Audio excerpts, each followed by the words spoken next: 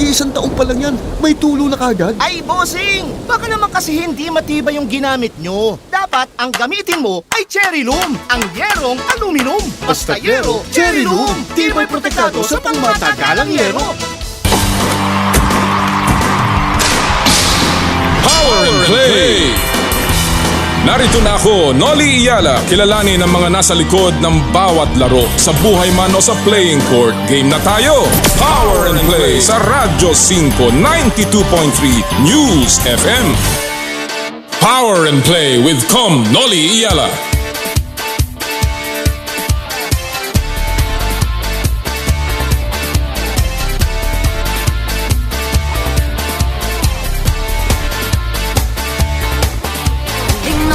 Tayo, ilang tadang likas nating talento at magdala ng saya sa mundo. Sa harap ng pagsubok ay di susuko, para sa pangarap tayo'y porsigido. Magpakitang gilas na at magpapatalo, ipagdiwang natin ng Pilipino. Yan ang Pinoy! Mula noon at hanggang ngayon, talento natin ng bida. Mula sa simpleng bakuran hanggang entablado natin ipakita. May pagsubok man ng Pinoy, pinalalakas ng saya. San man tayo sa pulot, sumbe, sibay, lakay, aliga. Sama-samang pakita ang galing natin katropa sa kapwa ko Pilipino.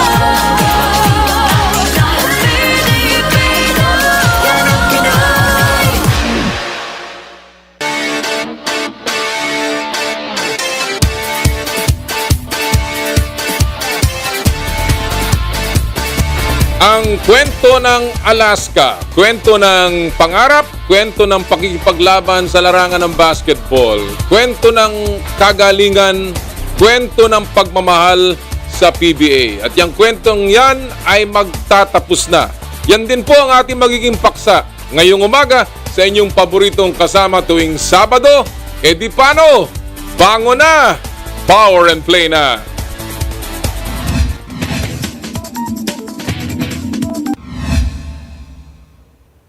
Good morning! Magandang umaga mga kapatid. Nagbabalik po ang Power and Play, hatid sa inyo ng Cherry Loom, ang yerong may aluminum, Cherry Tigo, it's fun to drive, at ng Chooks to Go, ang nag-iisang manok ng bayan, powered by Smart. Kami po ay nagbabalik muli dito sa ating 1PH Studios sa TV5 Network. Magandang umaga po sa lahat ng nakikinig sa atin sa Radyo 5, 92.3 News FM. Lahat po ng mga bumabiyahe ngayon, pauwi o papunta sa inyong mga trabaho, pauwi po ng inyong mga probinsya, magandang umaga po sa inyong lahat. And of course, tayo po ay napapanood simultaneous live sa 1PH on Signal TV. And we'd like to say hello na imbag bigat po sa lahat ng ating po mga kasama sa Ilocos Norte, lalong-lalo na San Esteban, Ilocos Sur. Of course, we're also being seen via live stream sa ating Facebook pages ng 1PH, ng Radyo 5 at ng Power and Play with Noli Iyala. Naku, napakarami po nating pinag-uusapan at pag-uusapan ngayong umagang ito. Mamaya po, makakausap natin ang ating kampiyon sa boxing, si Jerwin Ancajas, dahil may laban po siya next week. Abangan nyo po yan. And of course, ang ating patuloy na pagtutok sa mga NSA na lalaban sa Southeast Asian Games sa taong ito. Mamaya po ang Wushu Federation of the Philippines ang ating itatampok. Pero ang malaking balita na lumabas ngayong linggong ito, lalong-lalo na nag-anunsyo po nung February 16, katatapos pa lang ng Valentine's, ay yung pong pag-aanunsyo ng Alaska Organization na, sa kanila pong pagreretiro mula sa PBA. Nakakalungkot, talagang magbababay na tayo sa Alaska Organization, yung Alaska Aces. Alam niyo po, ang Alaska has been very close to me sa aking nung ako po ay nasa sa PBA. Isa sa mga pinakapopular na koponan, they were a class organization. Ang Alaska po ang nagdala ng napakaraming bagay sa PBA, lalong-lalo na on the marketing side. Yung pong mga nakikita nyong paghahagis ng t-shirt, yung mga mascot, yung pong mga palaro sa loob ng venue, yan po ay nagmula sa mga ideya nung siya pa ay chairman ni Wilfred Steven Uytengsu, yung pong may-ari ng Alaska Aces. Sila rin po nagtatag nung tinatawag na PBA properties o yung po naglilisensya ng mga gamit na may tatak PBA. Dahil yan po ang forward-looking vision ni Mr. Fred Uytengsu. Marami po kaming hindi pagkakasang-ayon ni Fred.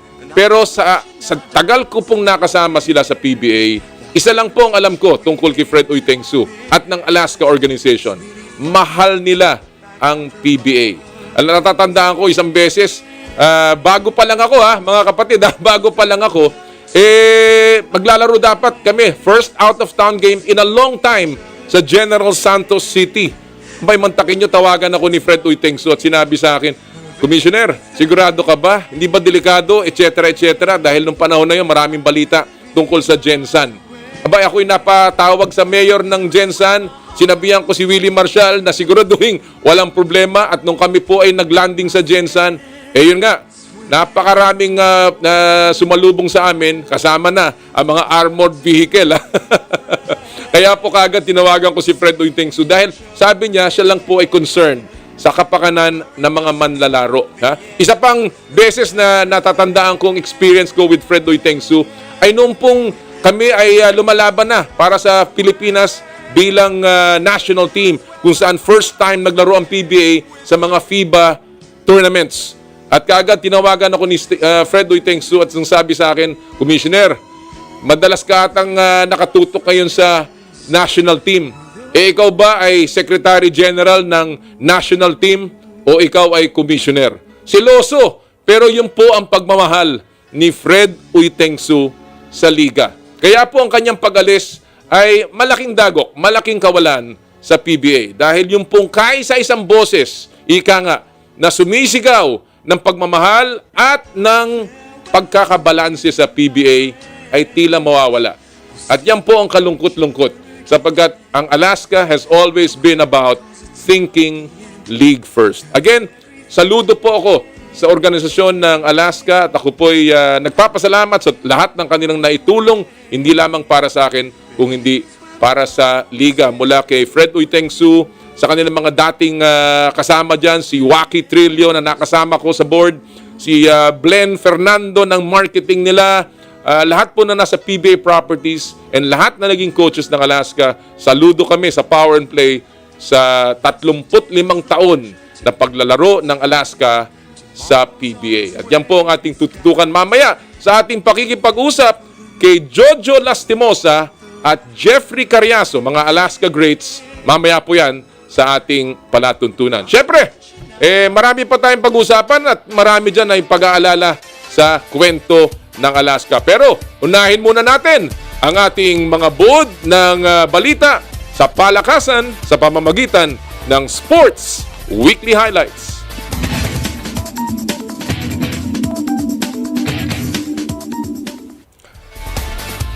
Pinakamalaki at pinakamabigat na balita sa Philippine sports ngayong linggo ang pag-aanunsyo ng Alaska na magreretiro na ang legendary franchise sa PBA. Mismong si Aces owner Fred Uytengsu ang nagkumpirma ng malungkot na balita. Lagpas 3 dekadang naglaro sa liga ang Alaska kung saan napanalunan ng franchise ang 14 na titles kabilang ang isang Grand Slam. Sa ngayon, 5 kumpanya na raw ang interesadong bilhin ng PBA franchise ng Alaska na sinasabing nagkakahalaga ng mahigit 100 milyong piso. Kaugnay pa rin ng Alaska exit, may isa lang daw huling hiling si Uytengsu para sa PBA. Yan ay ang maging level na ulit ang playing field. Umaasa ang Alaska owner na naging mabuti silang halimbawa bilang independent team sa liga. Sana raw ay mag-usap-usap na ang lahat para unahin ang kapakanan ng PBA para maging matagumpay pa ang liga. Sa Olympics naman tayo, umexit na ang pambato ng bansa sa Beijing na si Asa Miller matapos magkasunod na did not finish results sa dalawang events. Kawawa naman, sayang. Walang na-clear sa giant slalom at men's slalom si Miller matapos mag-crash sa dalawang runs. Tiwala naman ng Philippine Ski and Snowboard Federation na makakababawi si Asa sa mga susunod pang Winter Games. 21 years old pa lang naman ang Olympian at malaking experience din ang nakuha niya sa dalawang magkasunod na Olimpiada. From one Olympian to another, balik bansa si Yuka Saso para paghandaan ang Southeast Asian leg ng LPGA.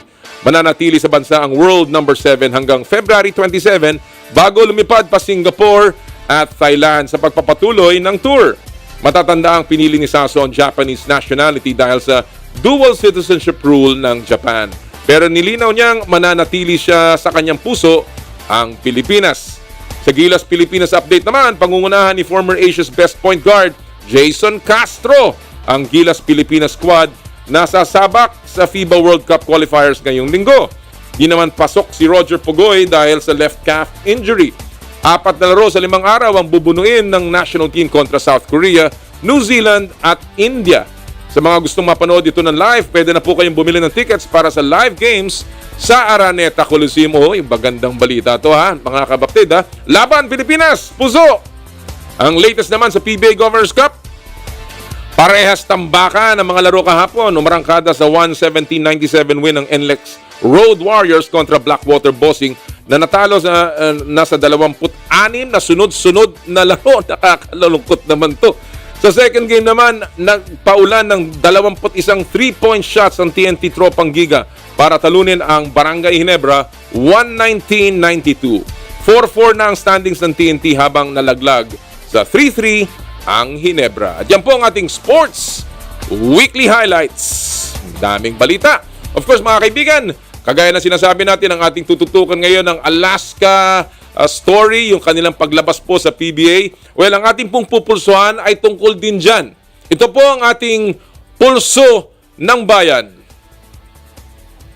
Ang ating pupulsuhan ngayong araw na ito ay tungkol dito po sa paglabas ng Alaska. Kaya po, ito sa inyong palagay, sino po sa tinagal-tagal ng paglalaro ng Alaska sa PBA at ang napakaraming ika nga naglaro dyan, sino po ang top 3 best players of all time na naglaro sa Alaska? Naku, napakadami niyan mula kila Villamin, mula kila Relosa, kila Willie Pearson, Frankie Lim, naparami niyan si Bong Alvarez, of course, yung pong Fabulous Five, Hawkins, Abarientos, Lastimosa, Jeff Cariaso, napakarami pa pong iba. Sino po ang inyong top 3? Kung gusto niyo pong makisama sa ating talakayan, mag-text lamang sa aming hotline 0908-208-0629 o di kaya ay mag-comment sa aming Facebook page ng Power and Play, Facebook ng 1PH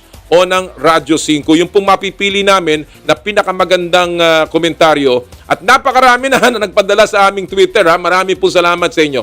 Ay aming bibigyan ng mga gift certificates mula sa Chooks to Go, ang nag-iisang manok ng bayan. Mamaya po, babasahin natin yan at yung mananalo po mamaya sa ating pagtatapos. Alright, at this point mga kaibigan, syempre marami tayong kailangang talakayin ngayong umagang ito. Pasok na natin ang ating paboritong Fast Take.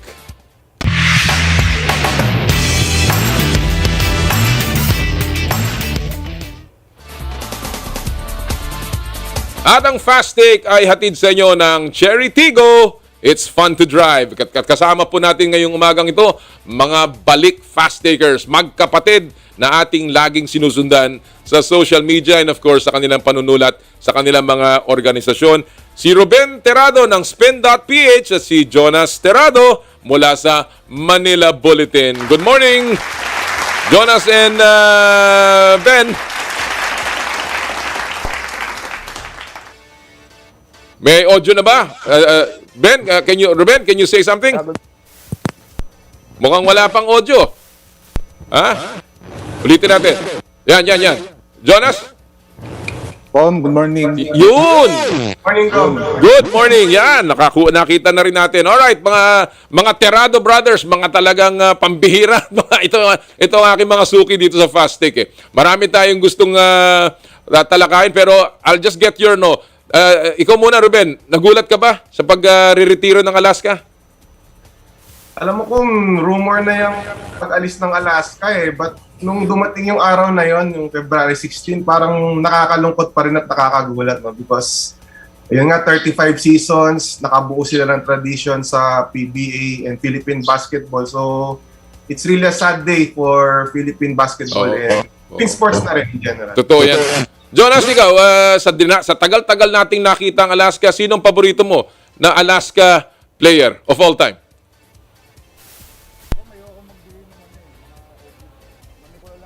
Medyo hindi natin naririnig si Jonas, ha? Hindi natin nakukuha yung audio niya. Jonas?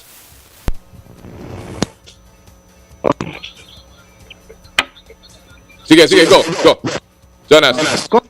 Ayokong bigay ng office eh. Ang babanggitin ko na lang siguro, isa sa mga, yung mga bira gamitin, si Chris Bolado. Kasi, ganun kami yung Alaska eh. Kahit yung mga hindi ginagamit, kilala din ng mga tao. Tsaka siyempre si Bolado, parang lucky charm kumbaga nung Alaska nun eh. Lucky Bolado, ika nga, Lucky Bolado. May nagsabi nga sa akin, si Rob Duwat daw ang kanyang paborito eh. Ang dami talaga niyan, ang dami mga player niyan, at talagang minsan nakakalungkot na isipin na mawawala na yung prangkisang yon. Alright, Jonas and Ruben, tuloy-tuloy tayo sa ating fast take. Alam niyo ang laro dito, walang tama, walang maling sagot. Of course, ito'y opinion nyo at ito ang mahalaga. Bato-bato sa langit, tamaan, huwag magagalit. We will give you 1 minute sa inyong mga sagot sa ating 3 issue ngayong umagang ito. Konektado sa pagbibitiw ng Alaska mula sa PBA. Alright, ito ang ating unang fast take issue of the morning. Papaano dapat mag-respond ang PBA sa biglang pagkalas ng Alaska franchise sa liga? Meron ba silang dapat gawin agad-agad, ha? Ikaw ang unahin ko muna. Jonas, 1 minute. Go! Ma'am, sa tingin ko yung dahil alis na ngayon Alaska, siguro unang munang gawin ng PBA is i-freeze muna yung lineup ng Alaska na hindi na sila papayagang gumawa ng mga trades or even siguro free agent signings unless kailangan. Tsaka siyempre tulungan din nila yung Alaska na makahanap ng bibili ng team na yung for the good reasons. Mamaya babanggitin ko rin yun. Pero yun nga, it has to be done the right way na maging maayos yung pag-alis ng Alaska at maging maayos yung transition sa possibly a new team or yung mga pag-disperse ng mga players if kailangan gawin yun. On the other hand, siguro kailangan din magkaroon ng soul searching din ng PBA na why a respectable team like Alaska is going to leave the PBA. Excellent points, Jonas. Talagang mahalaga yung mga sinasabi mong yan, lalong-lalo na yung sinabi mo tungkol sa mga players. Same issue, Ruben. Paano dapat mag-respond ang PBA sa biglang pagkakalas ng Alaska mula sa liga? Again, yung agad-agad na kailangan nilang gawin. 1 minute, Ruben. Go! I think yung sinabi ni Mr. Uy Tengsu with regards to think league first. I think yun yung kong una nilang gawin. I agree with Jonas na I think the league needs some soul searching kasi nga Alaska yan eh. It's one of the most proud franchises in the PBA and then mawawala sila. And every time a team naaalis na may proud franchise, may proud history, kailangan talagang upuan yan at pag-aralan kung ano nga ba nangyari. And of course, may point din naman si Mr. Uy Tengsu, no? I think there's more to the decision of Alaska than just the business side. And for a proud franchise, no, yung hindi pa sila nag-champion since 2013, I'm sure at a point magsasawa rin yung team, no? So they're spending millions and millions just to maintain a team pero slim chances of winning. So I think yung sinabi ni Mr. Uy Tengsu kailangang upuan ng PBA, no, moving forward. Well, tama yan. Tama ang sinabi mo, Ruben. Ako, same thing. I think a moratorium on signings, on trades should be done immediately. Of course, securing all contracts, siguraduhin lang na lahat ay protektado, lalong-lalo na sa kuponan. Pero, of course, yung sinasabi yung, ano ba nangyari dito? Anyari ba? Diba? But more importantly sa akin, isa lang, maliit na bagay. Meron na bang official statement ng PBA? Meron na ba sinabi sila, maliban sa sinabi nilang, we are sad that this happened? Gusto ko lang maintindihan. Alam nyo, pinag-uusapan kaagad dito yung kapalit eh. Parang gusto nyo nang umalis yung Alaska eh. Meron na bang sinabi ang PBA tungkol sa opisyal na pahayag para naman pasalamatan ang Alaska. I hope they will really consider that because that's the way gentlemen treat each other. Alright, pangalawa nating issue dito ngayong umaga. Ito ang ating tanong, isolated case lang ba itong Alaska? O dapat na bang mangamba ang PBA na baka may sumunod pang teams na kakalas? I'll begin with you, Ruben. 1 minute, go! I don't believe na this is an isolated case. No? Alaska has a solid fan base and every time, potentially losing that fan base should be a concern sa liga. And I think granting na ang talagang reason ng Alaska is the business side. Medyo talagang concern yan dahil nga, una, nasa pandemic pa tayo. And tandaan natin, during the stoppage of play, sumisweldo pa rin yung mga players. No? So, we know, meron mga conglomerates dyan sa PBA like the San Miguel and MVP Group. But meron din tayong mga teams na hindi ganun kalaki ang kanilang business, no? The Rain or Shines, the Northports, mga ganon. And I think this should be a concern moving forward na I think the PBA should find ways to how na magiging viable yung pagbuo ng team moving forward dito sa ating pandemic. Viable pati na rin dun sa incoming team. So, I think this is not an isolated case po. Well, very strong words mula kay sa Ruben, and I can certainly agree with you at I'm sure marami ka pang alam. Jonas, same issue. Isolated case lang ba itong Alaska o dapat bang mangamba ang leadership ng PBA na baka may sumunod pang iba pang mga teams? 1 minute, Jonas. Go! I would like to believe na may part dito is an isolated case kasi I think if Mr. Uitengsu has control of the company instead of the Dutch company, I think he would like to stay for as long as he wants kahit na yung competitiveness ng PBA mahirap or if he has the enough resources to build the teams like he had in the 90s. But at the same time, nakaka-worry din yan dahil if a team like Alaska decides to leave the PBA with all that reputation and history, kung ako ng team, siguro mag-iisip ako ba, kaya ko bang makabuo na isang team na kayang mag-compete sa mga malalaking kumpanya. So for sure, I think some of the teams are nagmumuni-muni na rin yan kung si Alaska ba alis, kaya ba natin mag-compete? Well, alam mo, maganda yung punto ninyo magkapatid, no? And pareho ko kayong sasang-ayunan dyan. I believe on the one hand na hindi siguro isolated. Ito ay isolated in the sense na may aalis agad, kagaya ng Alaska. Sa tingin ko, ang PBA is still prestigious. Ito ang only game in town and I think teams would like to stay dahil mahirap pumasok dyan. Pero isolated ba itong kasong ito in terms of the thinking behind the decision? Yung bang thinking na sinasabi ni Fred Uitengsu na dapat ay i-level na ang playing field? I don't think that's an isolated case. Marami sa mga team owners, hindi lamang nagsasalita ang naniniwala na hindi na patas ang laban sa PBA. Kaya po, yan ang dapat pagtuunan ng pansin ng leadership. This is not an isolated case in terms of the thinking, the reasons behind the decision ng Alaska. Alright, ang ating ikatlo at huling issue of the morning, mainit pa ito. Ano sa tingin niyong kumpanya ang ideal na replacement ng Alaska sa PBA? Alam ko marami kayong alam dyan sa mga kung sino-sinong baka pumasok, ha? Jonas, I'll begin with you. 1 minute, go!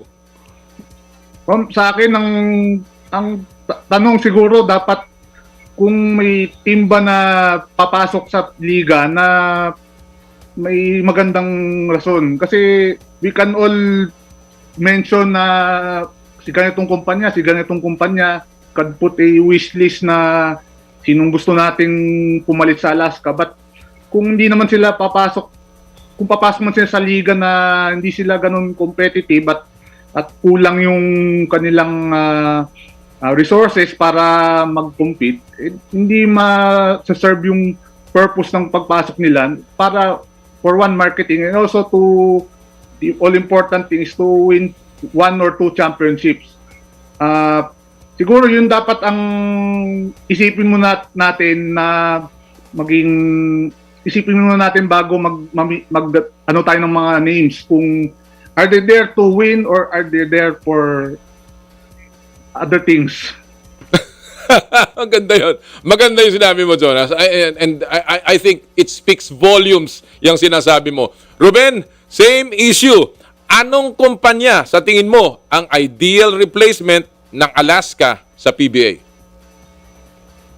I'm tempted to say yung Chooks to Go, no, yung isa sa mga sponsor ng yung program. Because of their willingness to spend sa basketball. They've been organizing 3x3 leagues, sponsoring other leagues, and bankrolling yung national team, no, particularly sa 3x3. But the question now is, paano kung pumasok sila sa PBA? Will that continue? So I think, ayun din ang question ko, tingin ko eh.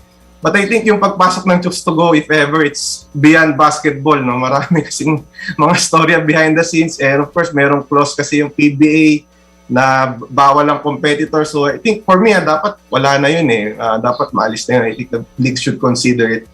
But siguro, outside Chooks to Go, I think pipili ako ng company na bukod sa may resources, may experience na to handle a basketball team because it's not that easy. And siguro I'm picking Happy because of their tradition, their winning culture din nung time sa PBL and the D-League.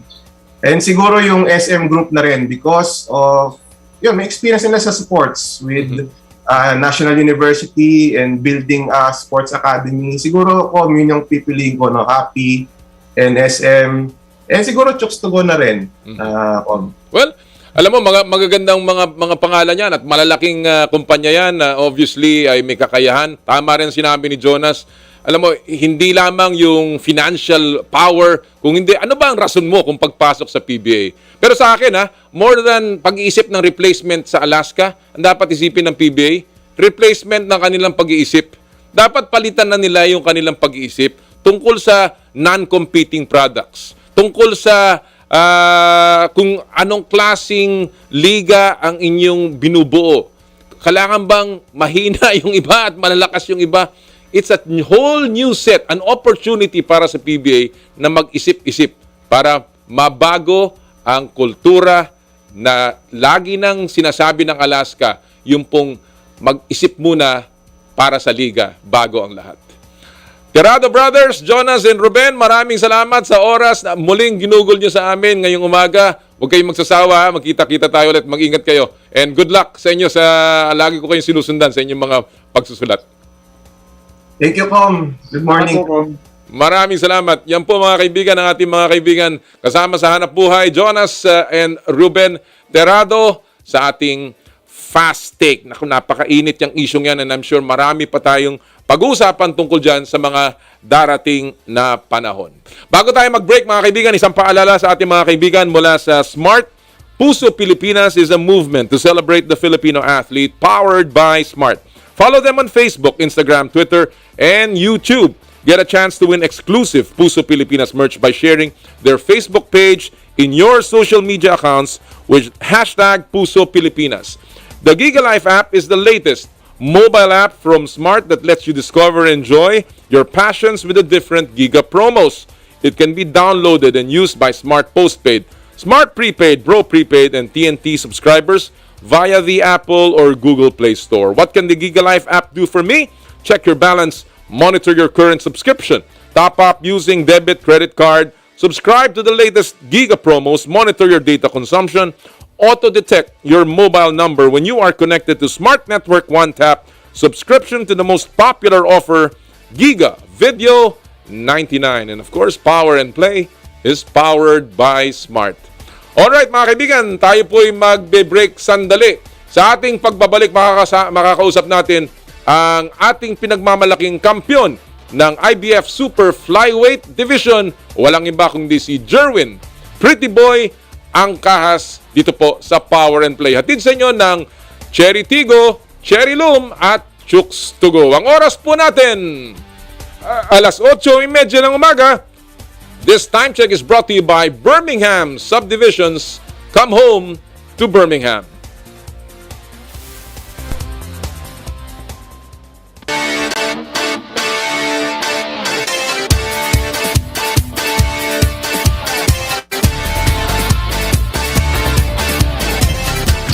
I dare to dream big, to be a voice of my generation, to inspire resilience in the face of roadblocks. And in sharing my stories, I let others share in my passion.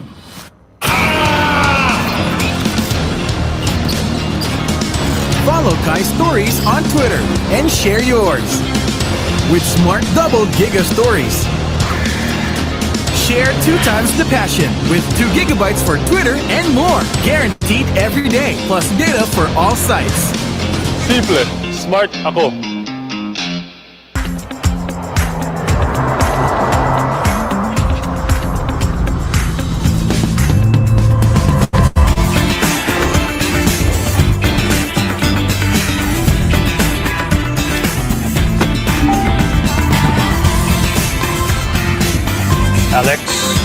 Alex, are you ready to have some fun on your first driving lesson?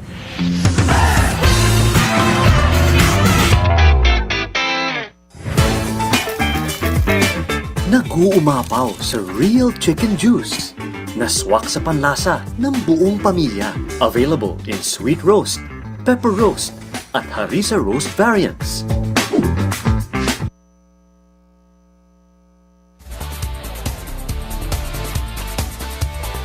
Basta man siya, di kailangan ng mamahaling panlaba. Sa surf, linis ay todo at aming best ever bango.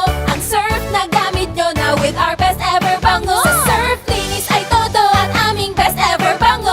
Ang surf na gamit nyo, todo linis at aming best ever bango. New Surf with Active Clean with our best ever bango versus previous formulations. Todo linis na singgaling ng mamahalin based on technical test versus Brand X powder on polyester. Ang surf na gamit nyo, todo linis at aming best ever bango.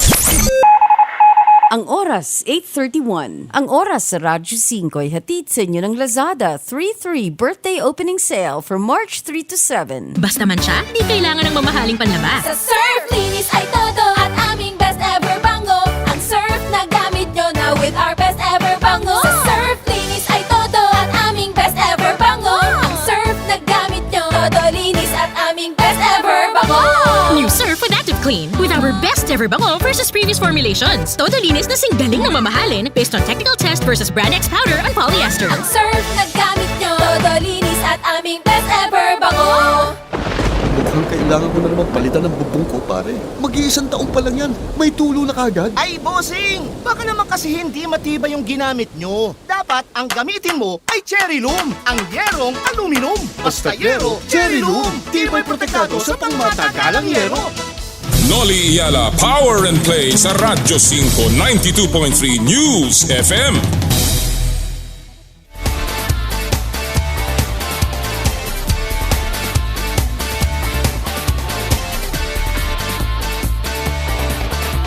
Magandang umaga sa inyong lahat. Nagbabalik po ang Power and Play sa 1PH at sa Radyo 5. Ngayon po mga kaibigan, ang ating mga kasama ay ang pangalawa sa pinakamahabang nagahari sa mundo ng boxing. At siya po ay ating pinagmamalaki at siya rin po ay may laban sa susunod na linggo. Kaya po makakasama natin siya ngayon. Walang iba kung hindi ang the reigning IBF Super Flyweight Champion of the World, Jerwin Pretty Boy Ancajas. Magandang umaga, Jerwin. Si Jerwin po ay nagmumula sa Las Vegas at siya po ay lalaban sa 26 ng Pebrero dyan po sa Las Vegas, Nevada. Unang beses po na ilalaban si Jerwin sa Las Vegas at ito ang kanyang ika-10 title defense ng kanyang corona. Although matagal-tagal na ring nabakante dahil ang huli pong yaban ni Ancajas ay noong Abril 2021. So, medyo nagkakaroon lang po tayo ng technical difficulties. Kanina pa actually nandyan si Jerwin, but subukan natin ulit. Jerwin? Alright, Jerwin, magandang umaga o magandang gabi dyan sa Las Vegas. Mukhang hindi pa tayo nakukuha, no? Again, ang makakalaban po ni Jerwin Ancajas ay si Fernando Daniel Martinez, isang tiga-Argentina. Siya po ay wala pang talo itong si Martinez, although sinasabi nila ay medyo inexperienced. 13-0 ang record at isa pong Olympian itong si Martinez.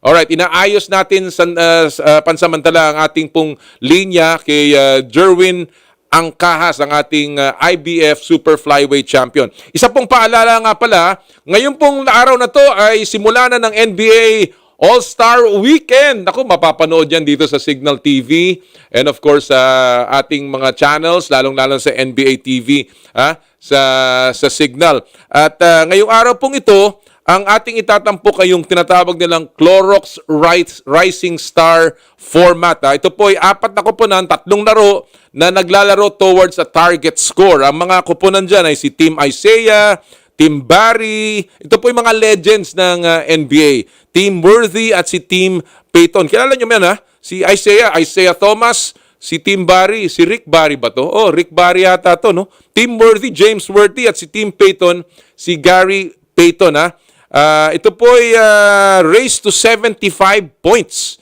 At ang mga player dito ay mga bagito, katulad nila LaMelo Ball, si Cade Cunningham, Anthony Edwards, Evan Mobley, at marami pang iba. Yan po ang mga pagbabago na ginagawa ng NBA at yung kanilang itinatampok, yung kanilang mga bagong bituin. Again, it's part of their marketing para makita at makilala lalo na ng mga fans ang mga rising stars ng NBA. Panoorin nyo po yan. 12 rookie, 12 sophomore, 4 na G-League Ignite players ang maglalaro dito sa rising stars ng NBA. At magsisimula po yan ngayong umagang ito. I think may coverage tayo mamaya pong 10:00. Alright, balikan natin ngayon si Jerwin Ancajas mula sa Las Vegas, Nevada. Jerwin, good morning. Good morning po sa Yun! Magandang umaga, champ. Good morning po. Kamusta ka? Kamusta ka na? Unang-una, mukhang talaga nag-enjoy ka na dyan sa Amerika. Natagalan lang talaga sir yung yung laban natin sir, kaya natagalan tayo dito sir sa Amerika po. Alright. Alam natin na ikaw ay lalaban para sa iyong ikasampung depensa sa susunod na linggo. At marami nang talagang excited dito. Ang pag-usapan muna natin yung iyong makakalaban, si Fernando Daniel Martinez na undefeated. Jerwin, ano ang palagay mo dito sa kalaban mo? Anong assessment mo? Ano ang kanyang mga kalakasan? Sa akin sir, yung bihasa niya sa amateur niya, yung background amateur nga niya ay magaling yun sa sabi pa nga, parang nakapaglaro pa ng Olympic po yung si Martinez po. Kaya hindi tayo magkumpiyansa po kasi magaling sa amateur. Kahit na konti pa yung laban niya sa professional, pero nahubog po siya sa amateur career niya po. Kaya at nakita natin yung nagdayo siya sa ibang lugar din po na tinalo niya pa yung champion. Kaya di tayo magkumpiyansa sir kasi kita natin yung mga ibang video niya sa laban niya talagang pumapasok at walang takot sir. Maraming nagsasabi na hindi naman daw to kahirapan at eksaktong-eksakto ang estilo ni Martinez para sa iyo, Jerwin. Mas matanda siya ng bahagya sa iyo, 30 years old, kaya medyo kahit konti ang laban, experience, ika nga sa amateur ang kanyang buhat-buhat. Sa tingin mo ba yung estilo ni Martinez ay perfect para sa iyo at yan ang klase ng kalaban na gusto mo? Ako naman po talagang nagbabase lang din po ako sa style ng kalaban ko po, kung ano mang ibigay sa taas ng ring. Kumbaga, doon ko rin po ma-adapt yung experience ko po sa amateur dati. At ito yung style ni naman po ni Martinez po, sabi nila sakto sa akin. Pero sa tingin ko baka mag-iba tong laban nila kasi po napapanood na tayo sa ibang laban natin at nag-aaral din to sa atin sir, kaya kung anong dala nila sa taas ng ring, sana maka-adjust tayo agad at makayanan natin yung mga ano niya, sir, kung ano mang mga plano nila sa laban, sir. Kamusta ang kondisyon mo, Jerwin? Alam natin na ang huli mong laban ay halos 1 taon na, no? Nung 2021 pa. Kamusta ngayon ang kondisyon mo? Ngayon po, maganda naman po kasi yun nga po, nung December sana may laban tayo po at nagbawas na din tayo ng timbang noon mga ilang weeks na naudlot at nag-ano din kami agad, nag-adjust agad kami ni Coach Jubin po sa training at ngayon po maganda naman po, nag-ano na lang po kami sa timbang, kuha na lang kami sa timbang po. Ano na ang timbang mo ngayon, Jerwin? Ilang pounds na lang ang kailangan mong alisin? Naglalaro na lang po kami sa mga 10 pounds po kasi 1 week pa naman po, ganun po yung ano namin talaga, sir, mga 10 pounds or 8 pounds na lang po yung kukunin namin kasi ilang araw pa. Alright. Well, concerned ka ba na yung tinatawag nilang ring rust? Sa tingin mo ba yan ay magiging issue sa laban mo o sa dami ng nagawa mong sparring, hindi na yan magiging issue para sa'yo? Nung last laban ko po talagang yun yung experience ko talaga na kahit na yung tuloy-tuloy ka nag-iensayo pero matagal ka nakalaban, iba pa rin yung talagang totoong laban po talaga. Kumbaga, nung last laban ko, yun yung experience ko at alam ko na kung anong round ka mapapagod at kung anong round ka babalik yung stamina mo, kaya doon po malaking tulong sa akin yung last laban ko po kasi tulad po nito matagal na po tayo ulit ng nakalaban, kaya mas maganda po na ganito po na maka-adjust tayo agad, sir. Pinag-uusapan niyang training mo. Sino-sino ang mga naging sparring partners mo, Jerwin, dito sa mga huling linggo ng iyong pag-iensayo? Ngayon po si Jonas at nung nakaraan po si Gio Santissima po at nung nandun pa po kami sa LA po, sila Jade Bornia po, sila din po yung tumulong sa amin doon. At nga dito sa LA, dito na kami sa Las Vegas, si Jonas at saka si si Gio, at saka may boxer din po sa gym po ng Capitillo po na 22 pounders po na naging ka-sparring ko po palagi, sir. Tila laki ng tulong sa iyo ni Jonas Sultan, Jerwin. Kamusta ba si Jonas at ngayon ay talagang full support siya sa iyo? Tulad po nung nakaraan, sir, nagpasalamat pa rin po kami palagi po sa tulong po ni Jonas po sa amin at gano'n lang po talaga kami, sir, na nagtutulungan lang din po kung sinong may laban at lalo na ngayon, nung nakaraan kami yung nagtumulong sa kanya, ngayon naman siya yung tumulong, kaya maganda yung namin, sir. Maganda yung resulta, sir. Okay. Ito ang una mong laban sa Las Vegas. Sa tagal-tagal mong lumalaban, finally, ikaw ay magkakaroon ng pagkakataong tumungtong sa isang ring sa Las Vegas. Ano ang pakiramdam? Ikaw ba ay kinakabahan? Na, siyempre, alam naman natin Las Vegas, kapital yan ng sugal at napakaraming media, napakaraming celebrity. Ano ang pakiramdam mo na finally lalaban ka sa Las Vegas, Nevada? Ang una-una po talaga nung nalaman ko na makalaban ako dito sa Las Vegas, napakasaya ko po kasi siguro sa bawat boksingero sa Pilipinas po nangangarap na makalaban po dito sa Las Vegas. At ngayon po nabigyan ako ng pagkakataon na makalaban dito sa Las Vegas. Talagang excited po ako kasi yun nga po, isang pangarap din po na natupad na makalaban dito sa Las Vegas po at sana po mapakita ko yung best ko dito po sa lugar ng Las Vegas po. Alam natin na ikaw ngayon ang second longest reigning champion ng mundo. Second lamang sa isang Thai fighter. Of course, pagkatapos na tinalo ni Mark Magsayo si Gary Russell. Kaya ikaw ngayon ang second longest reigning champion sa boxing. Ito ba'y dagdag pressure para sa iyo, Jerwin, na panataliin itong record na to? Do you feel an added pressure? Opo, nakaka-pressure din po kasi yun nga po, kumangalawa po tayo sa matagal na nagawak ng titulo po at pero hindi ko muna iniisip yun sir, talagang yung inaano ko lang talaga, ginawa ko na lang motivation na sana mapanatili ko pa yung title na to at maidipinsa ko pa yung title na to sir. Well, pinag-uusapan ng defense. Ito ay ikasampu mong title defense, Jerwin. Pero sabi nga natin, first time mo sa Las Vegas. Meron ka bang parang pakiramdam na hindi ka binibigyan ng ganong klaseng respeto despite the fact na ikaw ang second longest reigning champion in the world, ang tagal mo ng kampiyon ng super flyweight, parang hindi ganon ang level ng binibigay sa yung respeto ng mundo ng boxing?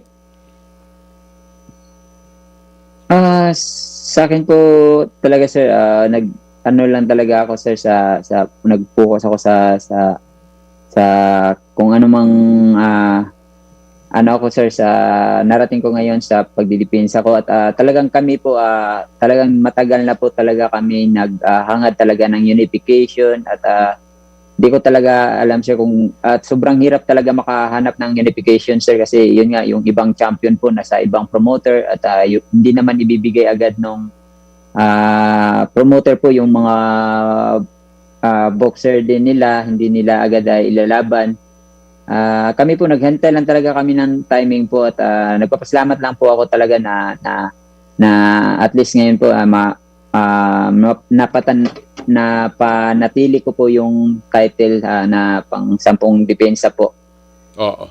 Well, ako sa akin palagay, you are still one of the best in the business at obviously sa tagal mong hinahawakan ng corona ay yan ay pagpapakita kung gaano ka kagaling. But of course, ang laban, hindi natin gustong pangunahan itong laban na to, pero ang lagi natin tinitingnan ay yung laban, sabi mo nga unification kay Iwaka. Ito ba ay sa tingin mo laban na finally magbibigay sa iyo ng kumbaga legacy mo, yung sesimentohan na ang lugar mo sa mundo ng boxing? Itong laban na to kay Fernando Martinez po, talagang hindi ko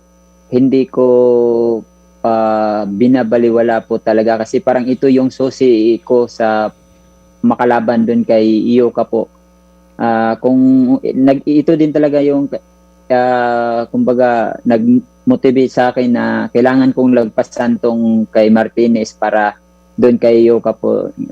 Sabi nga po nila Sir Sean po na open naman po talaga yung ano ni Iyoka, team ni Iyoka na maglaban kami. Kaya tapusin ko po muna tong laban namin ni Martinez po at dito ako nagpo-focus po. Sana manalo kami dito sa laban na to at matuloy na po yung pinapangarap namin na maka-unify po sa kumbaga dito sa timbang namin. Kasi ito, pag naka-unify kami, doon namin matatawag na mapabilang tayo sa mga magagaling na boksingero po kasi nakalaban tayo ng unification. Kasi tulad po nito, sir, sabi nga, puro lang tayo depensa pero hindi pa tayo nakalaban ng magagaling daw. Pero para sa akin, lahat naman po yung nakalaban ko na Siyam. Talagang magagalingin, sir, para sa akin, sir. Oo. At di ko minamaliit lahat ng nakaharap ko sa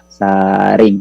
Well, I'm sure talagang lahat inaabangan itong laban mo kay Martinez, pero inaabangan din yung susunod mong laban kay Kazuto Iyoka. Ngayon, siguro bago tayo magtapos, gusto kong tanungin, ano ba ang fearless forecast mo dito sa laban mo kay Fernando Daniel Martinez? Ikaw ba ay naghahanap na knockout?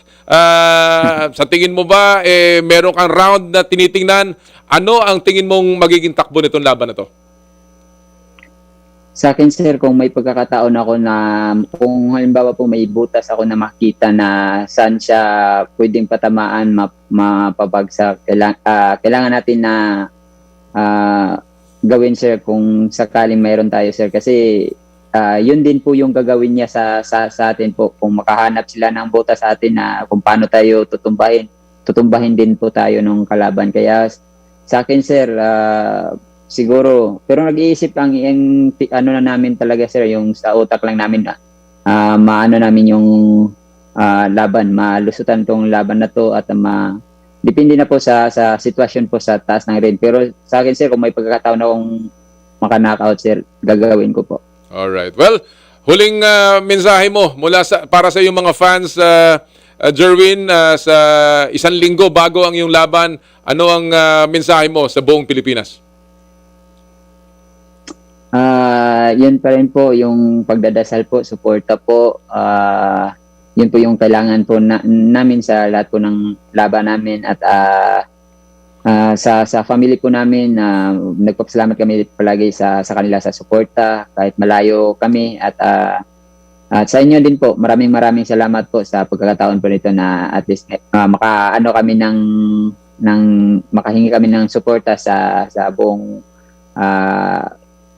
sa sumusuporta sa boxing po sa Pilipinas po na ito po sa isang linggo na lang lalaban na kami at sana maipanalo natin at maidepensa pa natin yung title po para sa karangalan ng bansa. Walang kaduda-duda, Jerwin. Ako ay magdarasal. Kami lahat ay siguradong susuporta sa iyong laban next week. Good luck, Jerwin, at salamat sa iyong pagpapaunlak. Hope to see you soon. At sana ay makabalik ka dito sa aming programa. Maraming salamat. Salamat po, sir. Mga kaibigan, ang ating IBF Super Flyweight Champion of the World, Jerwin Pretty Boy Ancajas. Abangan nyo po yung laban niya. Next week na po yan, laban kay Fernando Martinez. Magandang laban yan. And of course, yan ay ating inaasahang magiging susi patungo sa isang big fight laban kay Ioka.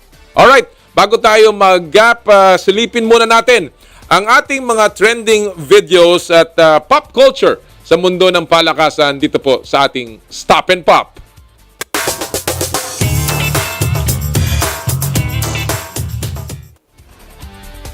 Alam niyo po, ang contact sports ay hindi lamang pang self-defense. Ito po ay ginagamit ng iba na pang forma din.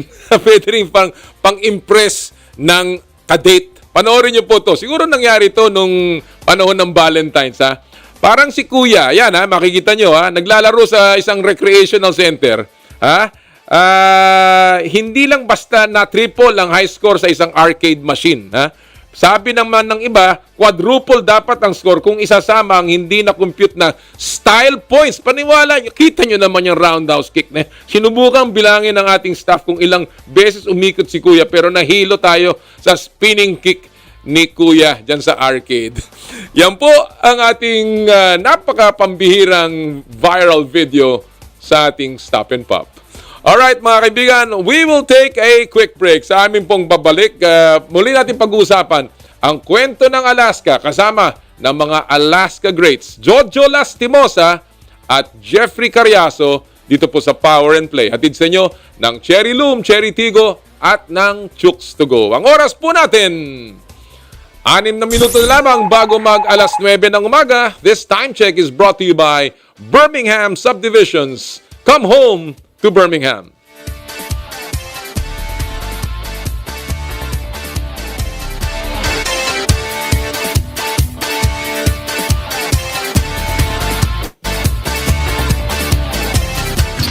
I dare to dream big.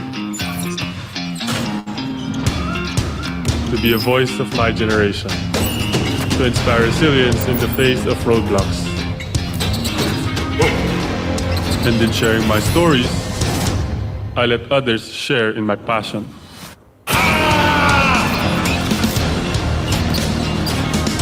Follow Kai Stories on Twitter and share yours. With Smart Double Giga Stories. Share 2 times the passion with 2 gigabytes for Twitter and more. Guaranteed every day. Plus data for all sites. Simple. Smart ako.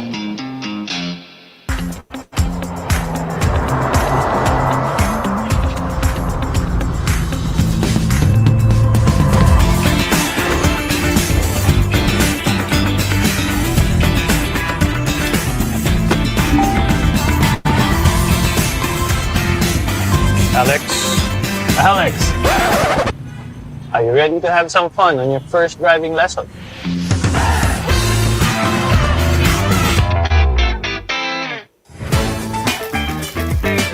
Nag-uumapaw sa real chicken juice na swak sa panlasa ng buong pamilya. Available in sweet roast, pepper roast, at harissa roast variants. Chooks to go. Masarap kahit walang sauce. Tawag na sa Chooks to Go Delivery Hotline 8687-1010 o online sa chookstogodelivery.com or via GrabFood at Foodpanda.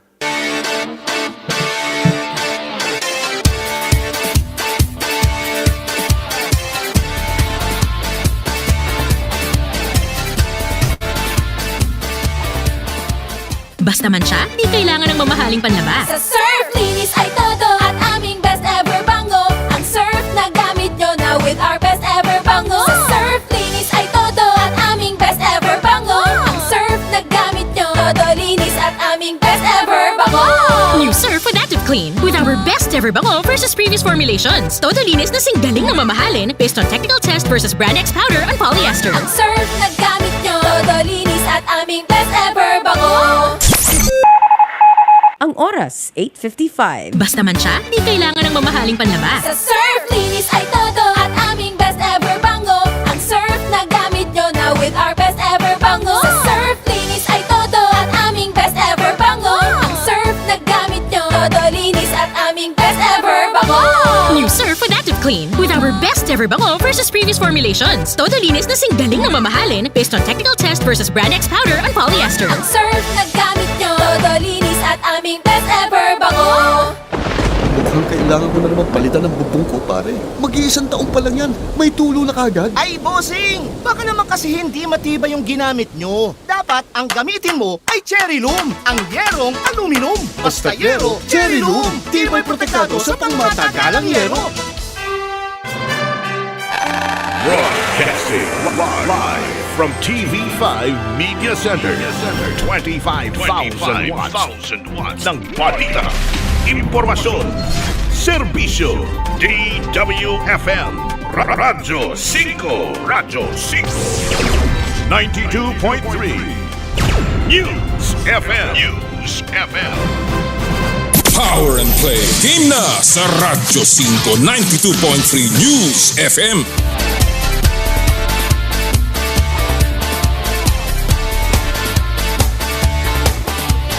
Mayang buntag sa ating po mga kasama sa Cebu City and of course sa Cagayan de Oro. Magandang umaga po sa inyong lahat dyan. Ha? Gusto ko po magpasalamat ngayon sa puntong ito sa lahat po ng tagapagtaguyod ng Power and Play. Marami po salamat of course sa Cherry Loom, ang yerong may aluminum. Sa ganitong pabago-bago ang panahon, mga kababayan, sobrang init tapos biglang uulan. Kailangan natin ng matibay at protektadong bubong. Dapat ang bubong ay yerong may aluminum. Kapag may aluminum, tsak na pang matagalan. At isa lang ang alam kong dekalidad na yerong may aluminum, yan ang Cherry Loom, tibay protektado sa pang matagalang yero. Cherry Loom, ang yerong may aluminum. Thank you also, of course, Cherry Tigo. Saluhin ang swerteng hatid ng Year of the Tiger. On a brand new Tigo 2 Pro crossover. Ang ganda nito. Ito po sasakyan na to with Cherry's Year of the Growling Tigo promo. Sa halagang 68,000 low down payment, may sporty 5-seater ka na safe in any road condition dahil mas mataas ang ground clearance nito kaysa sedan. Sa spacious din ang seats at legroom kaya mas komportable mapadriver o pasahero. May 9-inch infotainment system pa na pwedeng i-connect sa MirrorLink and Apple CarPlay para mas convenient at chill ang travel mo. Pili na from the 6 lucky colors of Tigo 2 Pro: Passion Orange, Lava Red, Graphite Gray, Vivid White, Tuscan Beige, at Laser Yellow. #move for more colors and adventure. Bisitahin ang www.cherryauto.ph to know more about the fun-to-drive Tigo 2 Promo. Maraming din salamat of course sa Chooks to Go, ang nag-iisang manok ng bayan. Masarap kahit walang sauce. Ang Chooks to Go, ang nag-iisang manok ng bayan. Marami po salamat syempre din sa Joyride, ang bago ninyong kasundo. magpadala with confidence kahit para sa negosyo o personal bulk deliveries man yan. Kayang-kaya yang i-deliver securely with Joyride. Download the latest Joyride Super App now. Marami din po salamat, of course, sa Elms Seafood Paluto. Thank you! The latest offering of the Elms Resto Bar Group located at Unit 2, Ground Floor, Calle Bistro, Ever Commonwealth, Quezon City. Enjoy their delectable seafood menu in a relaxed, casual dining atmosphere for your salo-salo seafood meal. Visit also Carlitos Sisig Seafood Paluto along Show Boulevard, now open for dine-in and take-out from 11 a.m. to 10 p.m. Suabe ang timpla, pang Pinoy ang at international ang lasa. Marami pong salamat din sa Skin, your face and body anti-aging center. It's always a good investment to make yourself beautiful each day. Syempre naman, you deserve it. This February, enjoy our 20% promo on our services. Call our branches at Alabang Town Center and Green Hills San Juan sa mga numerong 0917-890-1640 or 0977-809-8886. Marami din pong salamat, of course, sa Birmingham Subdivisions. Come home to Birmingham, located at Antipolo, Cainta, General Trias, Cavite, Marikina, Pasig, Rodriguez, San Mateo, and Tagaytay. Building communities since 1984. Celebrate this year with your new home, your home in Birmingham Subdivisions. Check out their Facebook pages or call 0939-921-7458, 891-27731. Marami din po salamat, of course, sa ASEA Subic Beach Resort. Experience the getaway that you deserve and dive into limitless happenings, rejuvenating experiences, and gastronomic adventures. ASEA Subic Beach Resort. Power and Play would also like to thank Lick Hobby, Weave by Weave, Hand in Hand. Check out their IG pages. And of course, ang Power and Play is powered by Smart. Maraming salamat po sa inyong lahat, sa inyong patuloy na pagsuporta sa Power and Play. Oh, by the way, mga kapatid, next week na po ang laban ng ating Gilas Pilipinas. FIBA World Cup qualifier po yan. Gaganapin dito mismo sa Araneta, sa Smart Araneta Coliseum, mga kaibigan. Kaya bumili na kayo ng inyong mga tickets. Ang ganda nito, 4 na araw po ang ating makakasama sa labanan na ito ay ang mga koponan mula sa India, New Zealand, at ang ating arch enemies or ang arch rivals, Korea. Kaya po panoorin natin at suportahan natin ang ating national team, ang Gilas Pilipinas sa ating FIBA World Cup qualifiers na windows. Gaganapin po yan sa Smart Araneta Coliseum. Ako'y nagpa-reserve na ng aking mga ticket kay Gilas sa SPP, pamamagitan ni Coach Ryan Gregorio. Magandang umaga, Coach Ryan, at sa buong Gregorio family. Kaya panoorin po natin at suportahan natin ang ating pambansang koponan. Alright, ready na ba tayo sa ating ipapasok? Okay, ready na tayo, mga kaibigan.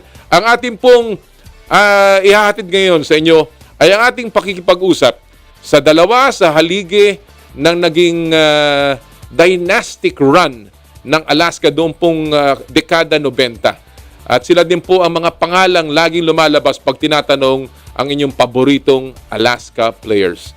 I spoke with Jojo Lastimosa, ang star player ng Alaska, at ngayon head coach naman na si Jeff Cariaso kahapon tungkol sa desisyon ng Alaskang umalis at ang kanilang mga alaala tungkol sa Alaska. Ito po ang ating panayam with two of Alaska's greatest players, Jojo Lastimosa and Jeffrey Cariaso.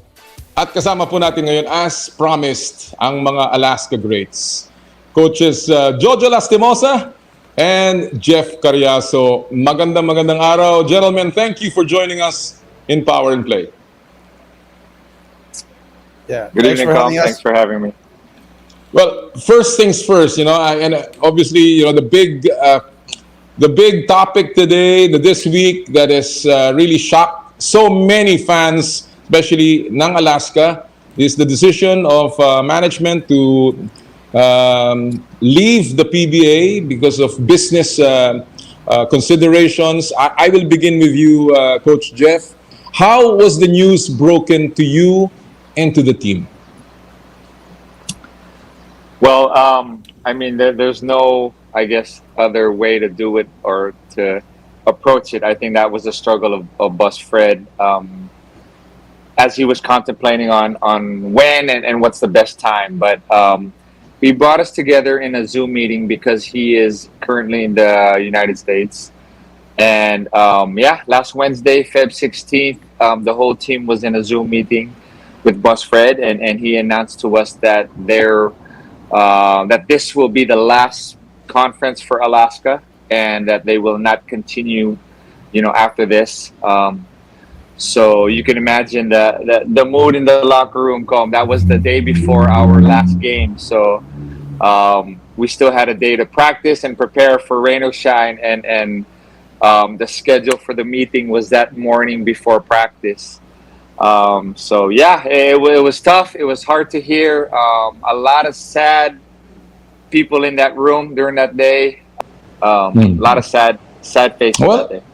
Did there were moves by Alaska previous to this, of course, trading away Vic Manuel, of course, JV Casio, and of course, Chris Banquero. Did you have any inkling, Jeff, that this was going to happen at this time, this season? Right.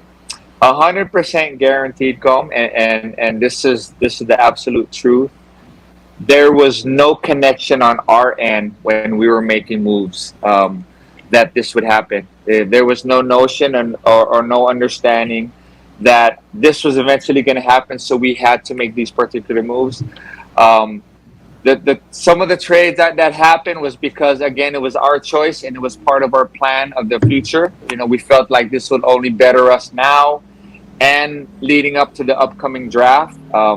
With JV in particular and with making room and moving Barkley, we have 2 picks in the first round. So we were very excited about that, and we wanted to make sure that we had room for that. And obviously the other trades, the earlier trades when I first got on board with Banquero and Vic was really, a personal, was really personal for them. They kind of wanted to move forward, and it was hard for us to sort of keep them. But again, none of the moves or the trades happened because of the announcement that happened the other day. All right. Jojo, you were traded, of course, to Alaska back in 1991 from Pure Foods in that celebrated trade with Boy Cabahog, and your tandem with Bong Alva gave the first title ever to the Alaska Milkmen, of course, with Sean Chambers, and you are an integral part of the history of this team. You're one of the greatest players of Alaska. Anong reaction mo? What is the reaction of Jolas to a decision such as this when a stalwart of the league decides to leave the PBA? Of course, there's sadness, and pero yung hindi ako nagulat na mangyari to. So, but because ever since Fred sold his stake on the company, there are already rumors that there's a timeline for the franchise to play in the PBA, and my God, they sold it when 10 years ago or 12 years ago. Ang bilis nga ng panahon eh. Pero we were hearing all these things na this is what's gonna happen, this is gonna happen, and even way back I was still in Alaska, siguro mga 2014. But they were saying, no, it's not gonna happen, and now it happened, and of course I'm sad, but I know eventually Fred's gonna move on to the next phase of his life. I don't know what his plans are, but definitely there's sadness. Alam mo, tama ka, Joe, no? Of course, Alaska was sold in 2012 to the Royal Friedman Campina, a Dutch dairy giant, and 10 years after, exactly, March when it was announced, and March again, nearing March when this thing happened. 10 So years. I have the same feeling, but of course we cannot confirm that. But again, it is what it is. But Joe, you were part of that dynastic reign ng Alaska, together with, of course, Jeff Cariaso. You won with Bong and the Poch and Johnny, and that start of that dynastic reign. Meron laging sinasabi si Fred Uytengsu in his statement, winning with integrity. How was that culture built sa inyo during that time? Were you already feeling that particular culture in Alaska? Oh yes. In fact, kasi just like when Fred says something about integrity, it means not going around the contracts that you agree with the company. You know what I mean? And if you can't play a certain player because the cap is already maxed out, there's no way for a player to stay behind. Okay, that's with Alaska, and I'm one of the victims of that. And I didn't want to leave when my contract expired in 1999, but there's just no way for Alaska to keep me because we're all maxed out. And but with Alaska, when Fred says integrity, there's transparency, there's honesty, and if I had to go just because he's firm on his beliefs, I can agree with that. With heavy hearts. When I left Alaska in '99, I spoke to Fred at the office to say my goodbyes to him and the marketing people that I'm close with. I can't hold back my tears. I didn't want to leave Alaska in '99. I didn't want to leave anymore. So that's just Fred, Well, malinaw, Joe, that your legacy with Alaska will always remain. And I think kami sa Pulso ng Bayan namin here, we asked about who are the greatest players of Alaska. You and Jeff, of course, always comes out very prominently. Si Jeff, ang labo nito. He left us in '96 after we won the Grand Slam. I was talking to him. I was in the province. I remember the phone was choppy at that time, but I was talking to Jeff, don't leave us. We have something good going on here. But he was offered a better contract with. See, that's what I mean. If we had some money to pay Jeff on that negotiation, we would have kept Jeff. If it was some other team, we would have kept Jeff in for a longer time. Jeff, is that true? Is that true? Let me add to this, okay? Let me add to this. Honestly, what I received as an offer sheet, I wasn't asking for at Alaska. I think at that time, it being only my third year, I was still growing and maturing and learning from Jojo and Johnny and Bong. I'm not going to ask for that amount, going into my third year, my second contract. But I thought that what I was hoping for, what I was negotiating for was fair. And, Joe, you know the story. When you negotiate and you come into the meeting with a yellow pad and it's folded in the back pocket, and then that's what they show you as the offer. And how are you going to be treated? How are you going to be expected? How do you expect to think that they really want to keep you? So are you telling me you negotiated your own contract? Wala kang agent during that time? I had someone speaking for me, honestly. Yung tito ni Merwin, diba? Si Tito Boy. Yeah, siya yung nakikipag-usap. Pero, it wasn't my agent. He was just like my godfather. But come on, when you talk about that, gentlemen, how is Fred? How was Fred as a team owner, insofar as that is concerned? I mean, was he generous to a point where you guys would say, okay, but I'm there are certain concessions I can give up, or was he really the kind of guy that, hey, this is the culture I want to build, and I'm sorry, that's it for you guys? How was he, Joe? Fred is a straight shooter. It's just black and white. There's no gray area with Fred. So whatever you negotiated with your contract, he's gonna give that 100%, and he will probably give you extra when you win something, and he will. Pero when you ask him for a side deal here and there, or give you something that nobody knows. He's not gonna do that. He's not gonna do that. But Fred's not gonna shortchange you. He's going to give you what you deserve. Jeff, the culture that is always talked about now, winning with integrity. How real is that for you, especially now that you're handling this team? It still lives on, and that's one thing I love about being a part of this organization is it's still there. So Boss Fred is not going to change his way and his style. How we handled the team before is the same way he'll handle it now. We'll always do the right things. We'll always make sure that we're within our budget, within our salary caps. So the trend now is, again, a lot of these younger kids and the younger players, and again, I don't blame them. They hear about the stories and they know about the stories on what's on the other side. They know it's greener there on the other side. So they tend to kind of hold off and make it hard for you to negotiate with them, and sometimes to the point where you're kind of forced to trade them, and that's part of it. I mean, that's part of the life that we have to deal with. The new generation, I think, is a little bit more like that than it was in the past. And I'm just being honest and straightforward. Yeah. But if they know what's going on the other side, they kind of want to peek over there and take a look and explore a little bit. So, and that becomes a problem because you want to offer him somebody max. And then, of course, you have money to give them max. But then all of a sudden he says, no, I want more than max. Now, Fred's gonna be pissed off. Like, if you're asking for more than max, it's goodbye. Yeah. So it's really goodbye. Like, okay, see you. Yeah. It's really interesting to hear all of these things. Especially coming from you, na talagang you negotiated, you know what's happening inside the organization.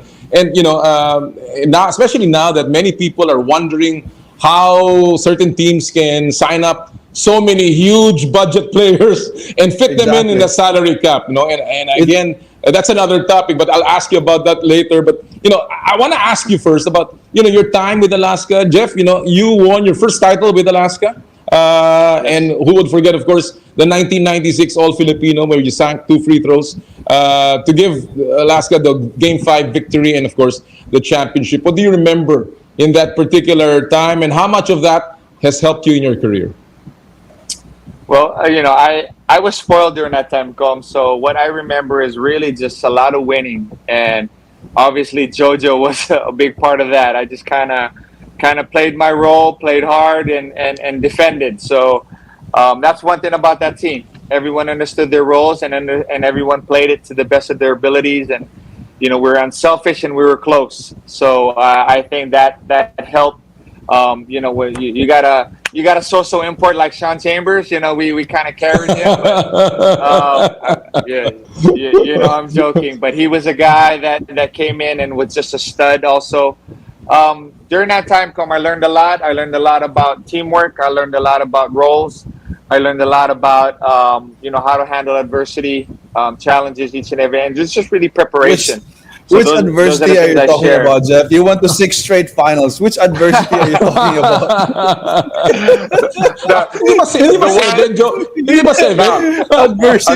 Adversity when you left. Okay. All right. Again, I'm just joking. I'm just joking. I'm just joking. Of course there was adversity. I did go to 6 straight championships, so spoiled. I'm just spoiled out of my mind. Those were the good times. What I meant, the adversity I meant was just taking 4 shots because JoJo's taking like 25 shots. Because I knew eventually when Jeff would blossom, I knew that my shots are gonna become less. All right, Joe. Of course, one of the very essential part of the Alaska success was the triangle offense of Coach Tim Cone. That was something that was not easy. Many players have said it's not easy to learn. And of course, Tim was also very much part of that culture. But Joe, how did you buy into that system, and how big of a contributor was Tim Cone to that winning with integrity culture in Alaska? of course, it's huge because he has to deal with Fred every single time, every wins and losses. I think you need to file a report to Fred, and Jeff knows that. You will have to email Fred about the details if Fred's not watching, and Fred makes sure that if you win one, you better win the next one. So whether you talk about a game or a championship, for him, good enough never is. And we've always heard that every single time we talk to Fred. And Tim is the chief architect of the triangle, and he was looking for a system that can be built around the players. But at the beginning, I was really reluctant about the triangle because it's a motion offense and it's kind of complicated. So there was a struggle at the beginning, my first year namin. And then, especially on my part, I don't remember that. But Tim, when you ask him, he said he was looking for a player to back him up about the system, that, hey, we should trust him. This is good for us. Sabi niya, according to him, I was the one who told him, Tim, let's just go back to my isolation play, my... So one-on-one, my one-on-one. He was really disappointed, and I can't remember that, honestly. But you cannot take anything away from Tim, though, because this is his idea. The system is his idea. Jeff, you were also part of that. Of course, you were young and you got into that system. You bought into it. You met Tim for the very first time, and you were coached by him, and you know him up to now. You were still under him when you moved on. How has Tim evolved from that time you first met him in Alaska until now? Has he really evolved as a coach as well? Coach Tim has always been involved. That's one thing that will never be different with him, especially during practice. I can't say recently, but I'm assuming it's the same, where he still runs practice. He'll run every drill. He won't assign, drill time for other coaches, and he'll just kind of sit back and watch. It's really him, the one initiating and coaching. So that's hands-on. him. Yeah, he was He's hands-on. super hands-on. That's how the best way to describe it.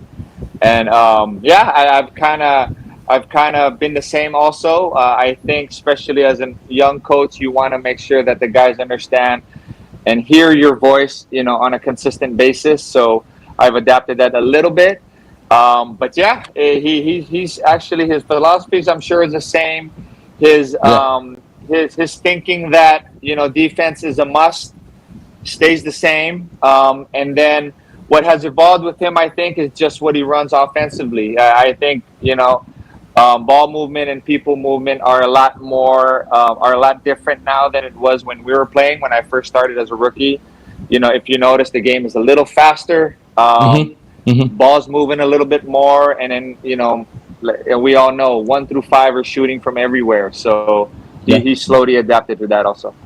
All right. Another guy, a very integral part of the Alaska success was Waki Trillo, the long-time manager ng Alaska. And Jeff, and Joe, obviously Waki's a very nice person, a very amiable person. How did Waki complement Tim and Fred and the entire team in terms of really building that culture in Alaska? I'll begin with you, Joe. For me, si Waki, Waki, parang he's very laid back. Alam mo na, so he's like, he's always smiling at you, when you're there, he greets you. He wants you to be comfortable. But unfortunately, I didn't have to deal with Waki because I had an agent. So with all my contracts with Alaska, I was always talking to my agent. Angeli Valenciano was the one talking to Waki and Fred. But of course, Waki, he's easy to get along with.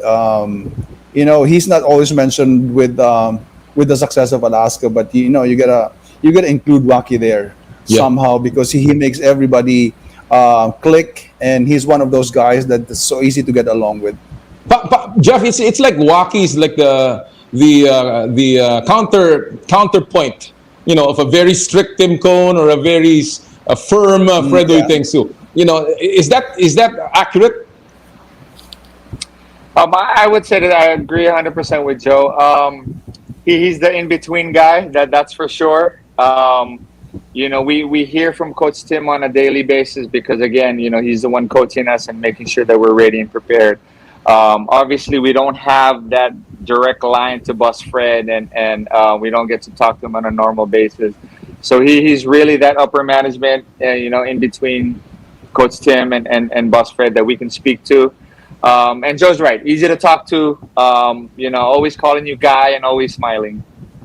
All right. Well, With a beer in hand. Don't forget he was the same. He was the same way. Ubus, he's just walking for an hour, but Ubus. He was the same way when I was there in the PBA board. Waki was always my favorite person. Guys, one thing that defined Alaska, of course, was this ultimate sacrifice that you guys did back in, of course, by that time, Jeff was no longer there, but in 1998, Joe, you were gunning for a second Grand Slam, and then Tim gets appointed. You get selected to the Centennial team, and after winning 2 conferences against Ron Jacobs, San Miguel Beer, you had to give it up. Medyo kinapos na talaga sa dulo. What does that tell us about Alaska when you look back at those days and that decision to really give it all up to the Philippine team? I know. For me, it was hard because I was 34 years old in 98. And I was selected to be in that team. And Jeff was there. I thought Jeff was going to be on my spot. And I actually asked him to leave me behind. I said, Jeff's already there. Like, he's the 13th man. And I'm 34, and you have young guys like Sila. Sila Verhel were there. Kenneth was there. Kenneth, sabi ko na, Tim, we already won the first 2 conferences. If I leave behind, if I stay behind, at least we still got a shot because there were 2 imports. And I said, no, I want you to go with me. So, wala akong choice. I have to be there. Then when we were there, the story. It wasn't very. I'd say it was hard for me, and I know it was also hard for Jeff because he didn't play. But nonetheless, I was saying that 98, it would have been a sure Grand Slam. I think it was an easier Grand Slam compared to 96 because I think we were so much stronger in 98. We had Ken already, we had Rodney, malakas na yung team namin that time. So it was really a sacrifice, no offense to Jeff, but malakas pa rin yung team namin when Jeff left. Yeah.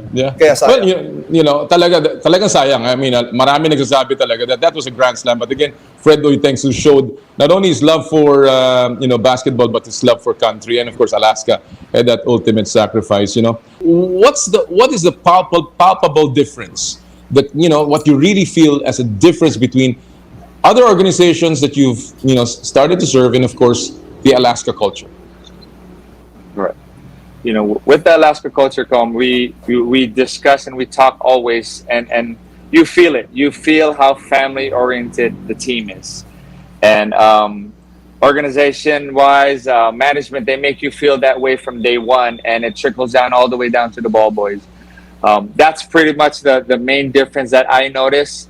Being on other teams, a simple team dinner, we would just have the players there and the guys that you see every day at practice. But with Alaska, it's always, almost every time, we're always there with our wives or with our loved ones. If you're not married or you don't have a girlfriend, maybe you can bring your brother or your parent, one of your parents. But there's always a sense of feeling that, the family is important. And that's one major difference I can say that's always been there.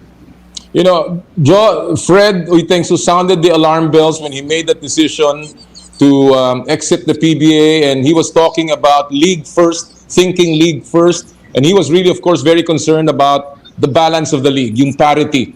You think he has a point, and do you think that it's not too late for the PBA to do something about this?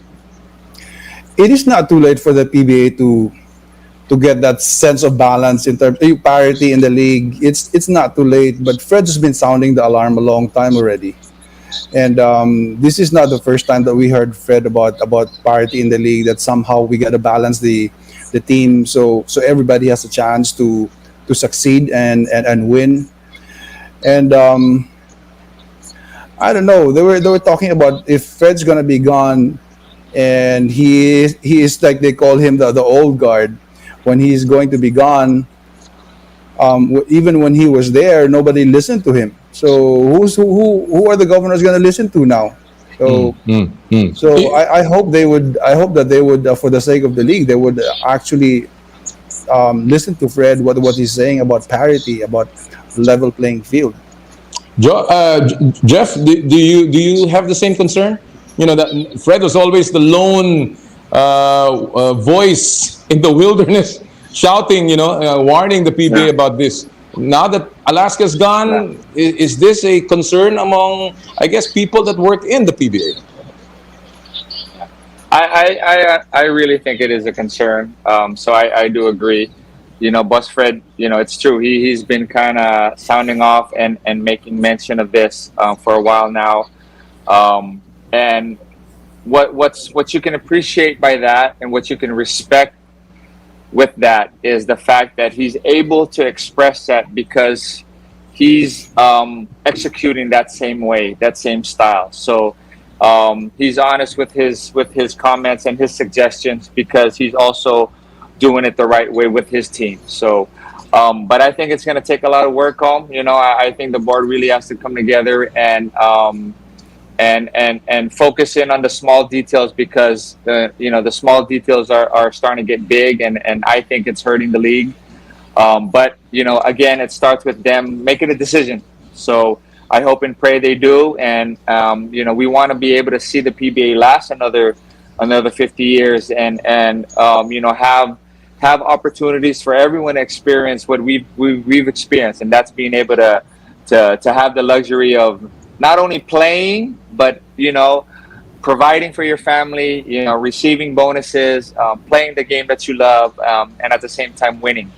So hopefully everyone gets to experience that. Well, I have a few minutes left, and so let me ask you. Well, first of all, Jeff, it's going to be an emotional conference for you. How difficult is it now? What is the mindset of the team going into this Governor's Cup, knowing that this is going to be the last conference, the last dance of Alaska? Right. Knowing that, just winning games and winning a championship is already difficult. So we understand how hard that is. Does this add to that? I think it does a little bit, but it is what it is. So this is what I told the guys. I said, you know what? We don't know what's going to happen after this conference. There's uncertainty. There's an anxiety of not knowing what's going to happen to us. But we do have an opportunity right now to still play games and still strive for that same goal that we talked about before the conference, and that's to win our 15th championship. So why not, strive for it? Why not go for it? I mean, in the end, when we give our best and we're lucky enough to be able to be on top, then everyone looks good. So, my last point to them, was just to stay within the moment, just to live in a moment, right. Play in a moment. And right now it's really just focusing on what our next game is. Jo, may mga balita that there are already some very interested parties in so far as the Alaska franchise is concerned. Obviously the PBA will continue with or without Alaska, but will the PBA be the same again without Alaska? Considering how popular it was for the fans, and of course that independent voice that Alaska always had in the league. So if you take away Alaska from the 12 team, there's -1 already. Other than the MVP group and the San Miguel group, so ilan na lang yung naiiwan na independent teams, and I hope that there should be another team that's an independent team that will come in also to replace Alaska. That would be great. But Jeff, I hope you go deep in this conference, and I want to see your last game, whether it be in the playoffs or I don't know. Hopefully in the playoffs. I want to be there in the last game. I want to be there. I want to witness the last game of Alaska, and make sure you secure me tickets.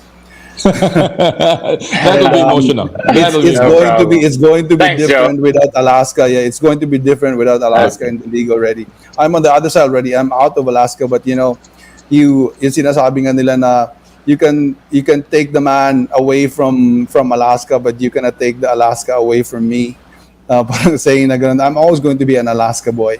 I've been known to the player I am because I was with Alaska. Even though if I'm not already there, I'm not there.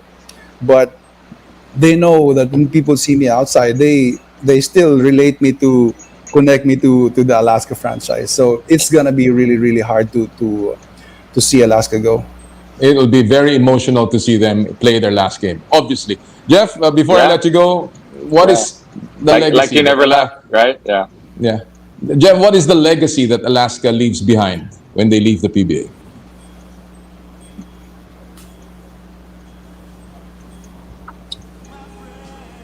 Wow. I mean, I think what's pretty awesome about being part of this organization is, and the legacy that it's going to leave is really just how professional, we are, and we always have been from day one. I think one thing that you can really say about Alaska is there's class in how we approach things, and then we're very respectful. So I don't think anyone, whether they've been with Alaska or they've competed against them their whole career, I think that's one thing you can always count is they'll always say, they'll always have the respect for Alaska because of how they played, because of how they ran things. And again, and I mean that because regardless of whether they're a part of it or not. So I think that's a strong legacy. I think that's something that you'll never see. I pray all the other teams can say the same things, but that's something that's special that I'm going to always cherish being part of Alaska. Well, gentlemen, I have always been a fan of Alaska. Joe, I was always your fan ever since I saw you at the Ateneo. And later on, when you were playing in the professional league, Jeff, you know how big a fan I am of you, and I'm gonna miss Alaska. Joe, sama mo ako dun sa last game. Kung may ticket tayo kay Jeff. But certainly, I'll be there. I'll be there too. Maraming salamat, and again, wala pa ring tatalo sa Alaska. Maraming salamat to the two of you. Thank you. A very emotional interview kasama po ni Jojo Lastimosa and of course Jeffrey Cariaso on the last dance ng Alaska sa PBA. Well, talagang maraming memories and of course, pagdating sa class, wala pa ring tatalo sa Alaska. We'll have more sa aming pong pagbabalik. Makakasama natin at we will put the spotlight on Wushu sa Pilipinas. Dito po sa Power and Play. Hatid sa inyo ng Cherry Loom, Cherry Tigo at ng Chooks to Go. Magbabalik po kami.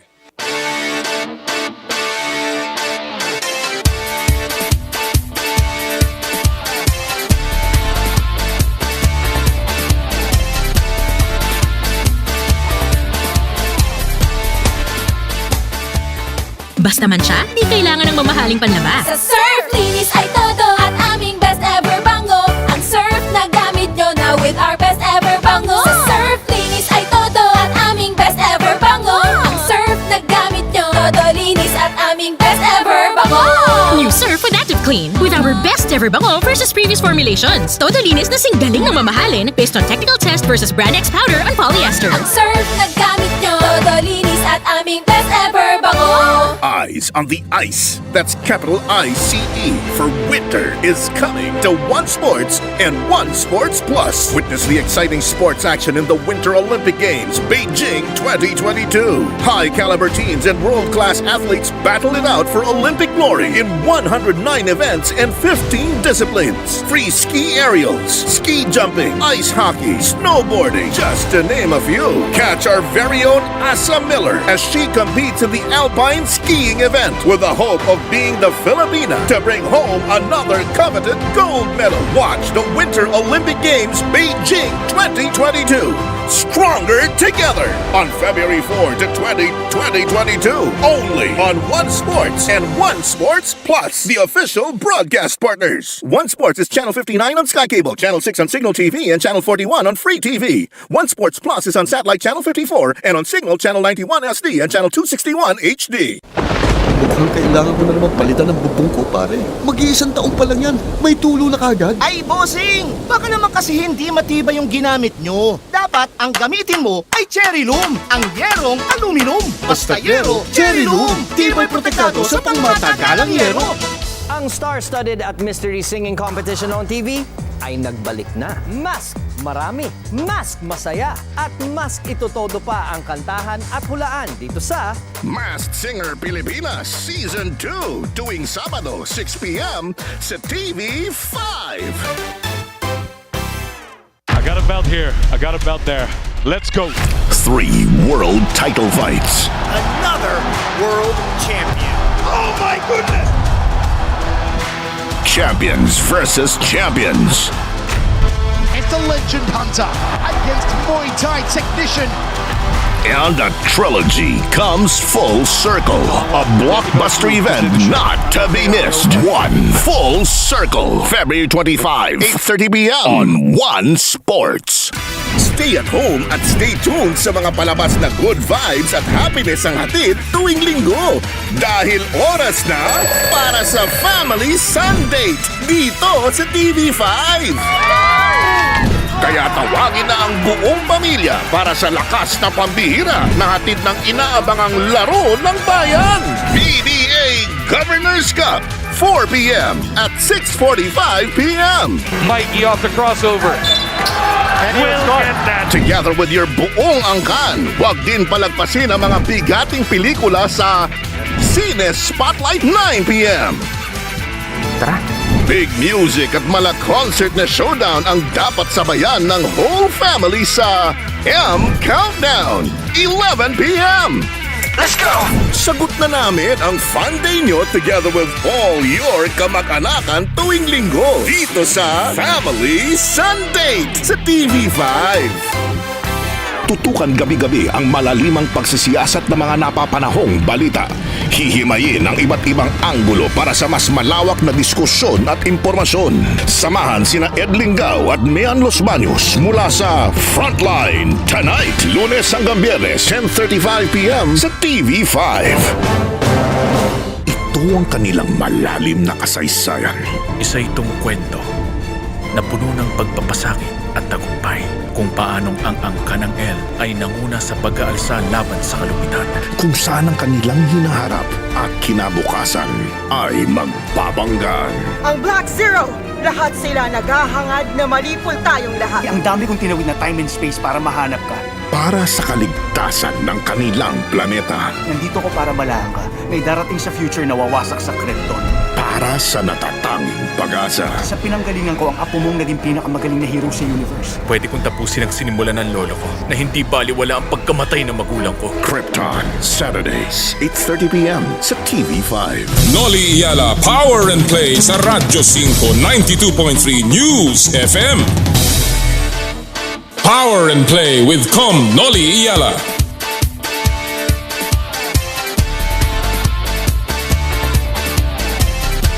Sa ating pong patuloy na pagtutok sa mga NSA natin, yung mga sports associations po natin na lalaban para sa susunod na Southeast Asian Games sa Vietnam. Ngayon po ang ating ilalagay sa spotlight. Walang iba kundi ang Wushu Federation of the Philippines sa ating In the Spotlight.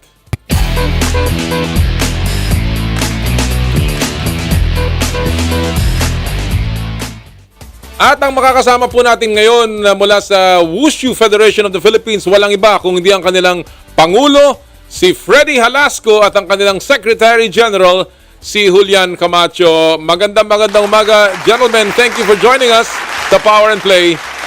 Freddy and Julian, thank you so much for joining us here. Magandang umaga sa iyo, Loli. No? Long time no see. Morning. Naku, na long time no see talaga. Unang-una, and I want to go straight to the point. Freddy, alam mo, natutuwa ako that involved ka na sa Wushu after leading, of course, ang basketball sa Basketball Association of the Philippines. Unang-una, paano ka ba na-involved dyan? At saka, ano ba ang mga plano mo para sa Wushu? Freddy?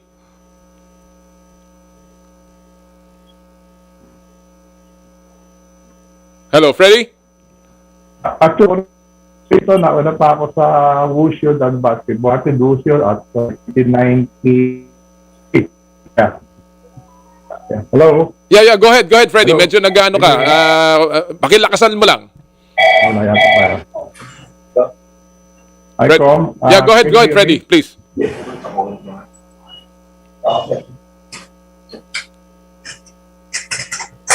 Hello, Freddy? Balikan natin si Freddy. Tingnan natin muna si Sir Julian.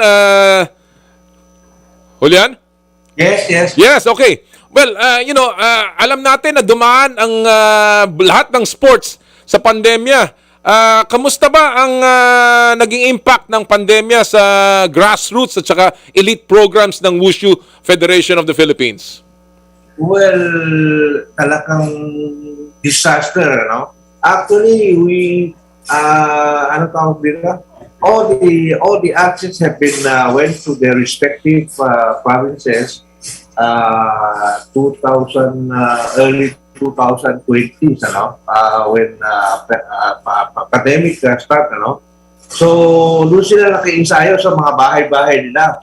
Of course, you cannot compare to yung mga nakaparte sila sa Wushu gym na may nandiyan yung coach, na tututok sa kanila.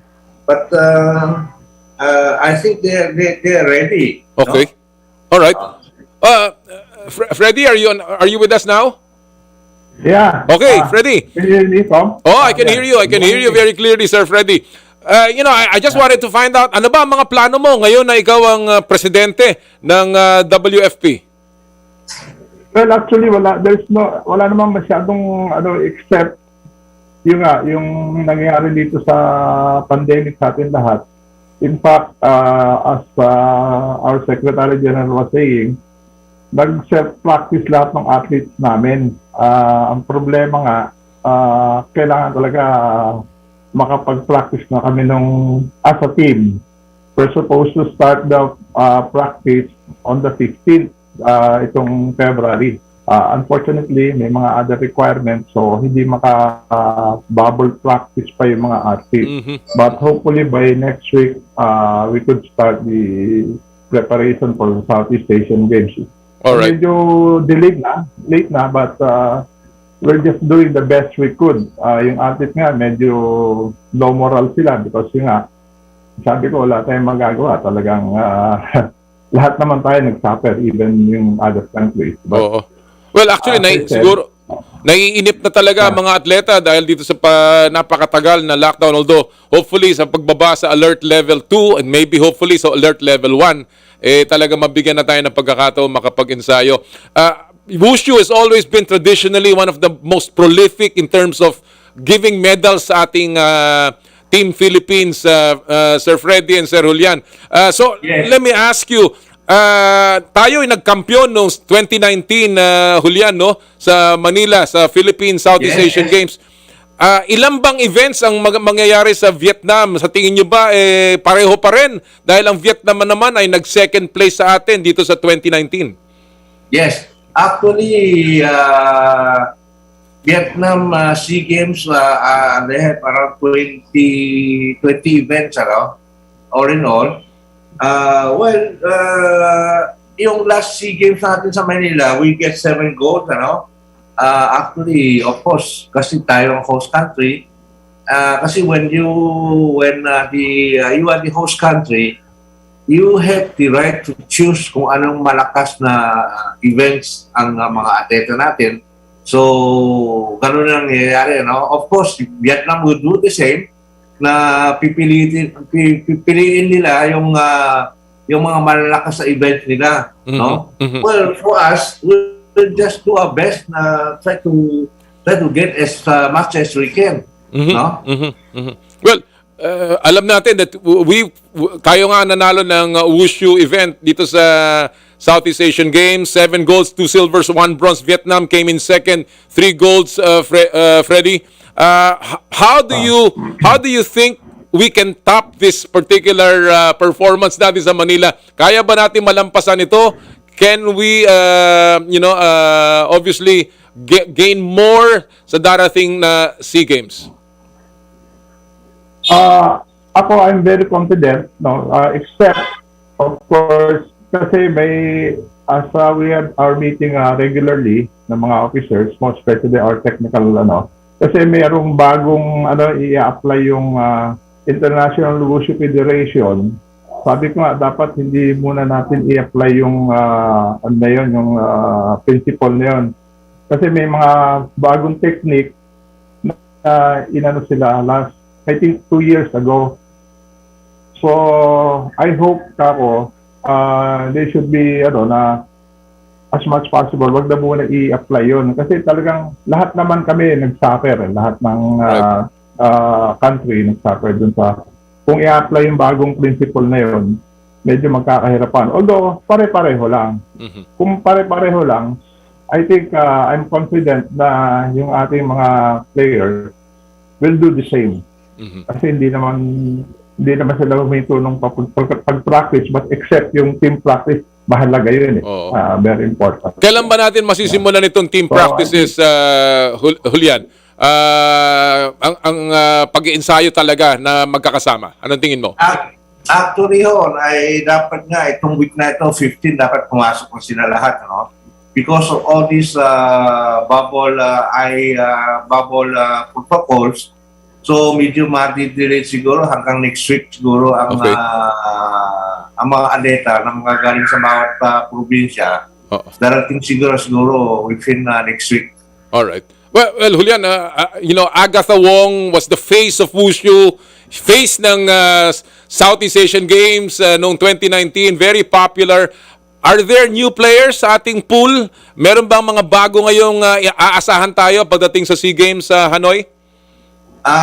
Not at this time, Ito mga atleta natin, puro mga medalist lahat ang pupunta sa Vietnam.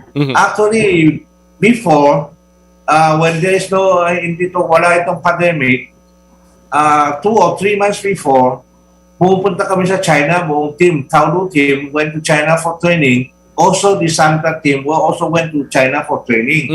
Also, they are not accepting any visitors at this moment. So, even their coaches cannot come out. No, yung mga Chinese coach natin. We are trying very hard to bring at least 1 or 2 of the Chinese coach to come here in sa Wushu natin dito sa Pilipinas.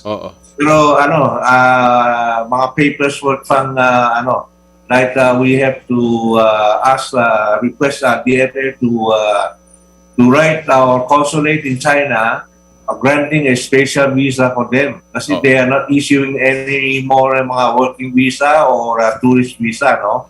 So we are working on that, no? Alright. Hopefully by end of this month makarating at least 1 or 2. Sana nga. Sana nga. At anyway, bumubukas na ang ating rules para sa mga foreigners na pamasok dito. Freddy, before I let you go, beyond the Southeast Asian Games, ano ang tingin mo? Is Wushu going to be maybe part of the Olympics sometime? Is there a movement para mailagay ang Wushu in the Olympics and hopefully magkaroon tayo ng chance para manalo ng medalya dyan? Definitely, the program of Wushu, International Wushu Federation, I think, if I'm not mistaken, isasama na nila itong darating na Youth Games sa 2024, I think. Ayan, ang parang window for the Olympics.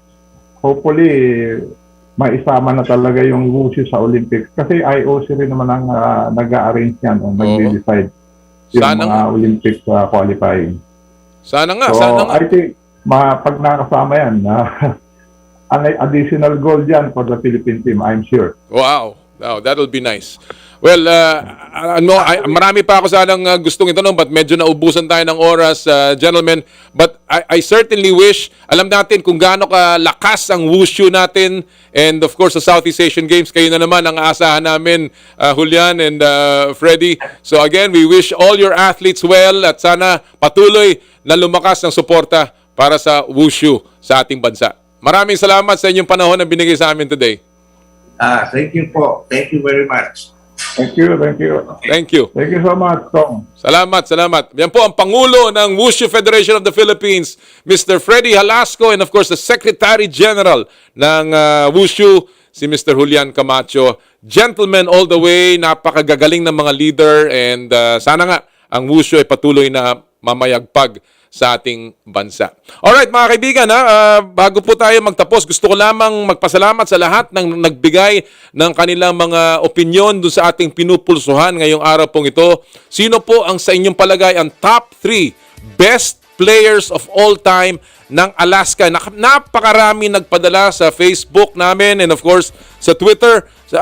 Just a few examples. Si Jimmy Ortega, sabi niya, loyal Alaska players, Abarientos, Tos, and Chambers. Pag-Alaska, Johnny means Johnny Alaska. Romy de Guzman, top 3 past and present players, Abarientos, the younger Teng, and Jojo Lastimosa. Sabi naman ni Melissa Batumbakal, for me, the top 3 best players of Alaska is Flying A, Johnny A, best point guard of all of his prime. Andyan din si Mr. Fourth Quarter Man, Jojo Lastimosa, and the Captain Marvel, Kenneth Doremdes. Napakarami pa po, hindi ko mababasa lahat. Pero ang amin pong napili bilang nanalo ng ating gift certificates mula sa Chooks to Go na ngayong araw pong ito. Makinig kayo ha. Si Bart Taker 2021 ang sabi niya sa Twitter, Johnny A, siya ang face ng Alaska mala MC47 ng Ginebra. Number 2, Jojo Lastimosa. I think siya talaga ang leader ng Alaska during their championship run. And number 3, Sean Chambers, best resident import. Hindi po isabihin ito yung tamang sagot. Ito lang po yung napili nating magagandang explanation pa nila. At yung pangalawa pong nanalo ay si Mark Alday.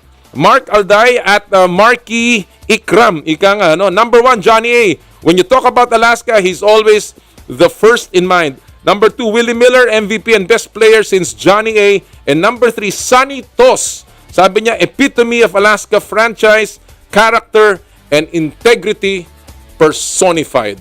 Maraming salamat. Congratulations.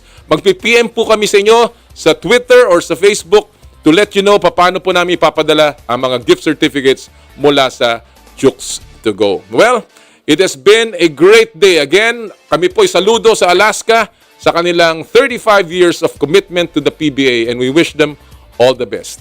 So mga kaibigan, marami po salamat sa inyong pagsubaybay. Sana po ay magsama-sama tayo uli next week. Lagi namin sinasabi tuwing Sabado ng umaga, bawal ang masungit. And of course, sa lahat po ng ating gawain, ad maiorem Dei gloriam, all for the greater glory of God.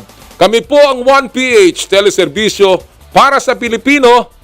Happy Sports Weekend, mga kapatid. Magkita-kita tayo next week. More power, more play.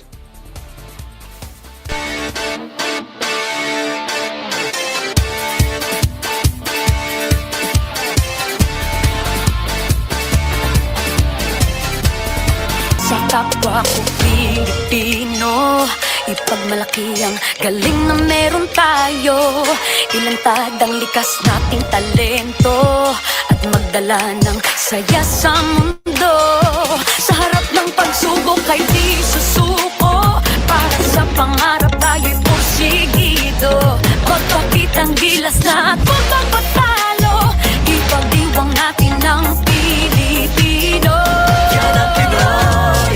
Mula noon at hanggang ngayon, talento natin ang bida. Mula sa simpleng bakuran hanggang entablado natin ipakita. May pagsubok man ng Pinoy, pinalalakas ng saya. San man tayo sa pulot, sumbesibay, lakay, amiga.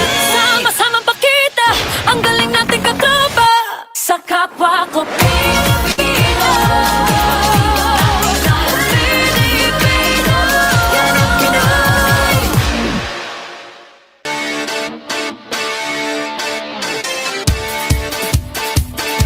Power and Play with Com Noli Iyala.